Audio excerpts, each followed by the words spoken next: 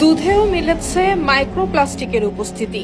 বাংলাদেশের বাজারে পাওয়া কাঁচা দুধ, বিভিন্ন ব্র্যান্ডের প্যাকেটজাত দুধ এবং দুগ্ধজাত পণ্যে পাওয়া গেছে ক্ষুদ্র এই প্লাস্টিক কণা। এর মধ্যে সবচেয়ে বেশি কণা পাওয়া গেছে বিভিন্ন ব্র্যান্ডের তরল এবং গুঁড়ো দুধে। যশোর বিজ্ঞান ও প্রযুক্তি বিশ্ববিদ্যালয়ের পুষ্টি এবং খাদ্য পুষ্টি বিভাগের একটি গবেষণায় উঠে এসেছে এমন তথ্য।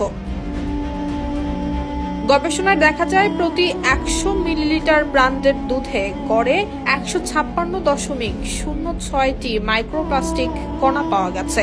অন্যদিকে কাঁচা দুধে প্রতি ১০০ মিলিলিটারে গড়ে ৯৩.৩৯টি এবং বিভিন্ন দুগ্ধজাত পণ্যে ৭০.৮০টি কণা শনাক্ত হয়েছে। তবে সবচেয়ে উদ্বেগের বিষয় হলো এভাবেই কোটি কোটি মানুষের ঘরে দেশ জুড়ে ফ্রিজ একটাই, ওয়ালটন।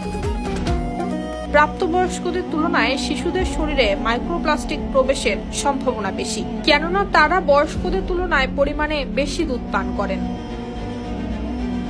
তবে প্রশ্ন হলো, এই প্লাস্টিক আসলো কিভাবে? গবেষকরা বলছেন, দুধ সংগ্রহ, কারখানায় পরিবহন, প্রক্রিয়াজাতকরণ, সংরক্ষণ এবং প্যাকেটজাত করায় বিভিন্ন ধাপেই প্লাস্টিকের সংস্পর্শে আসে দুধ।